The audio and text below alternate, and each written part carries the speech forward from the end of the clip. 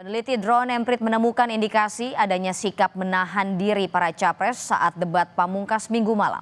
Sementara dari jajak pendapat Litbang Kompas, publik umumnya memberikan skor rata-rata 7 untuk ketiga capres. Panggil pelaku yang selama ini terlibat. Debat pamungkas antar calon presiden usai sudah. Para calon presiden Anies Baswedan, Prabowo Subianto dan Ganjar Pranowo membeberkan seluruh pandangan dan visi misinya dalam debat Minggu malam. Tak seperti debat-debat sebelumnya, dalam debat terakhir ini para capres dinilai lebih banyak menahan diri untuk tidak bersikap ofensif.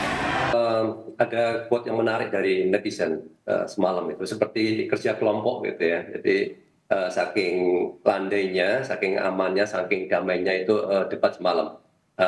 Tapi kalau kita lihat ya dari sentimen, kita lihat cukup besar sentimen negatif kepada Pak Prabowo, ya. Kemudian sentimen yang positif kepada Anies Baswedan dan Ganjar Pranowo cukup besar. Nah, kenapa seperti itu? Karena kita lihat cukup banyak isu-isu yang diangkat dengan cara yang cukup hati-hati juga. Ya. Mereka belajar, saya kira itu dari pengalaman sebelumnya.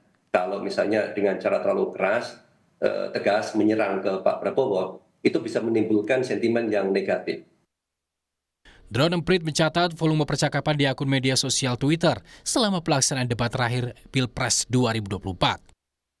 Anies Baswedan mendapatkan 160.426 mention atau penyebutan, ini sekitar 45% dari percakapan terkait capres. Kemudian Prabowo Subianto mendapat 100.554 penyebutan atau sekitar 28% dan Ganjar Pranowo 95.276 penyebutan di Twitter atau sekitar 27%. Drone Emprit juga memantau sentimen publik terhadap capres selama pelaksanaan debat. Anies Baswedan mendapatkan 86% sentimen positif, 6% negatif, dan 8% netral. Sementara itu, capres nomor urut 2 Prabowo Subianto mendapatkan 43% sentimen positif, 48% sentimen negatif, dan netral 9%. Sentimen positif untuk capres nomor urut 3 Ganjar Pranowo 72%, sentimen negatifnya 14%, dan 14% netral. Pengamat komunikasi politik Universitas Padjadjaran Kunto Adiwibowo menyebut, para capres bermain aman dalam menyampaikan visi dan misi di debat Pilpres terakhir. Menurutnya ini karena tim kampanye telah menganalisis bahwa bersikap ofensif atau mengeluarkan banyak gimmick dalam debat justru merugikan. Sementara itu, Litbang Kompas juga menggelar jajak pendapat soal performa para capres selama pelaksanaan debat Minggu malam. Responden menilai rata-rata 7,5 untuk kemampuan Anies menjawab pertanyaan dan 7,4 untuk penguasaan masalah.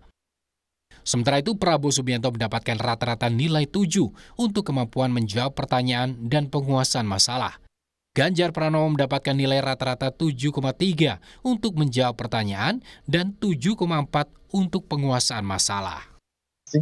Menilai bahwa serangan itu yang pertama justru menguntungkan yang diserang, gitu kan, dan lebih tidak menguntungkan yang diserang karena tidak menguntungkan yang menyerang maksud saya. Karena ternyata di media sosial itu banyak potongan-potongan video atau klip-klip yang kemudian dihilangkan dari konteks aslinya dan bisa di-frame sedemikian rupa. Nah, ini kan gimmick-gimmick ini yang kemudian ternyata justru tidak menguntungkan bagi yang membuat gimmick gitu kan.